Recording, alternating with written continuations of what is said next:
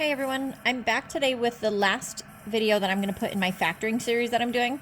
So today we're factoring trinomials with an a greater than 1. This is probably the hardest type of factoring that when I was learning we had, or that I show my students. Now the method I'm going to show you guys today is a little bit longer than when I was learning it. I learned a lot of guess and check. But I like this method better because it is a clear step-by-step that you just repeat over and over. So I like showing it to my students because they're really good with just following the process. So I'm going to show you all the steps. It is a lot, but hopefully I keep it nice and clear. So step 1 is going to be identifying a, b, and c for our trinomials. Remembering a is in front of the x squared, b is in front of x, and c is our constant term. Step 2. Because again, I'm going to try to keep all the steps nice and clear, is that we are going to multiply a and c. So we're going to multiply a and c and find the factors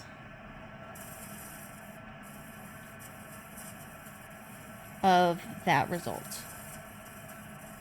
I do have a little bit of feedback from my vent behind me. I'm hoping it's not coming through. So for the example that we're going to do, I'm going to write it out here.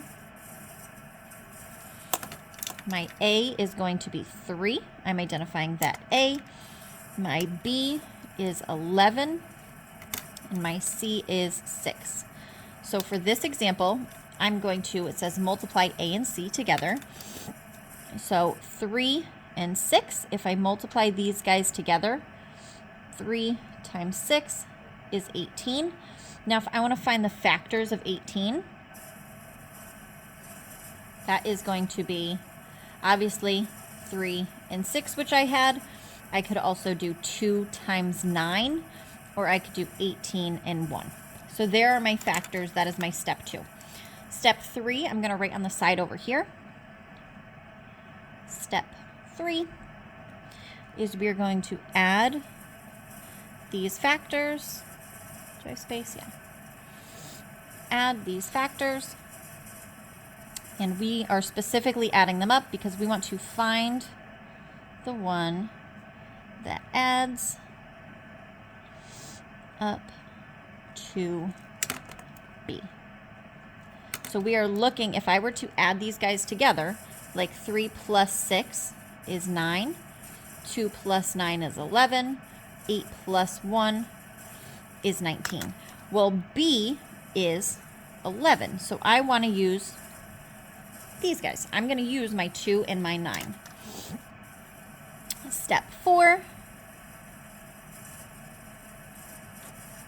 is going to be to break apart b.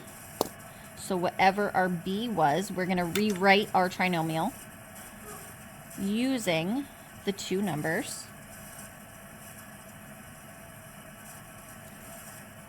from step 3. So we're just rewriting here. Rewrite the original. So I'll rewrite it again, my trinomial.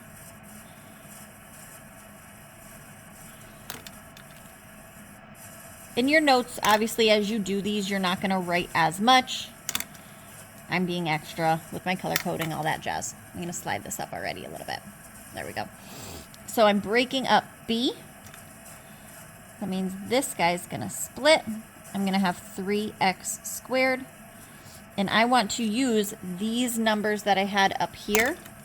So these are going to come down. I'm going to do plus 2x. I have to use an x because this is my x term. Plus 9x. And that will equal 11. Could we have done the 9 here and the 2 here? Absolutely. This is not equals 11. What am I doing? I'm copying too much from up here. Oh no. My beautiful notes are not beautiful. That's okay. People make mistakes. This is why we do math in pencil. This should be plus 6. Okay, so here is now our trinomial. I'm going to move on to my next step. And I'm going to just write it on the side over here.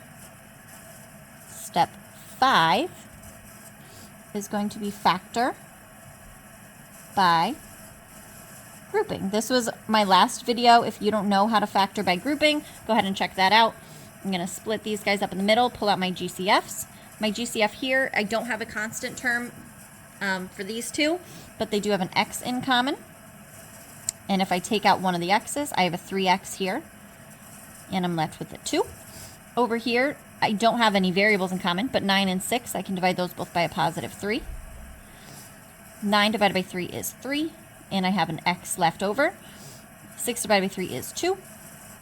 These match like they should. Factoring by grouping, I'm going to pull that guy out. 3x plus 2. My GCFs are now their term, x plus 3. And there we go. So it is a much longer problem. Again, your notes should be shorter as you're practicing these because you don't have to write the step 1, step 2. But hopefully this is a nice guide because you can just follow the same step the entire way. So I'm going to do this again, really, really small. I'm going to slide this guy up. Let me see here.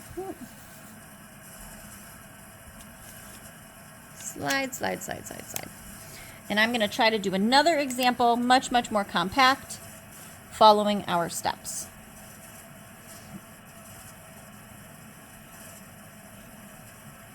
So my example is going to be 3x squared minus 10x plus 8. Multiplying my a and c together, 3 times 8 equals 24. Now 24 has a lot of factors. We have 3 and 8. We have 6 and 4, 12 and 2, or 24 and 1. If I add these guys up, I get 11, 10, 14, and 25. Now we do have to be careful because we notice the b is a negative 10. So this is looking really good because that's a 10, but we want a negative. All we got to do for that, if I want a negative, let's make this negative 6 and negative 4 to get negative 10. If I multiply negative times a negative, I still get my positive 24. So this is going to be okay. So I'm going to split this guy up. I'm going to make it a minus 6x minus 4x instead. Keep my x squared term there. Oh, I hope I have enough space. I'm right at the bottom of my page here. Factor quick by grouping. Pulling out a 3x from this side. I'm left with 1x minus 2. On this side, I'm going to pull out a negative 4. I'm pulling out a negative because I know if I want my leftovers to match, I need to start with a positive x. So I need this whole negative 4 to go away. I'm going to be left with a positive x. Now careful, if I divided by negative 4, positive 8 divided by negative 4 is negative 2, right? Because if I were to multiply this back out, this is negative 4 times x is my negative 4x. Negative 4 times negative 2 is positive 8. So very careful with your signs there. These guys, oh, I'm right at the bottom of the page. Those guys are going to come together. X minus 2, 3x minus 4. Oh, I'm sorry for everyone I'm bothering by not writing all the way at the bottom.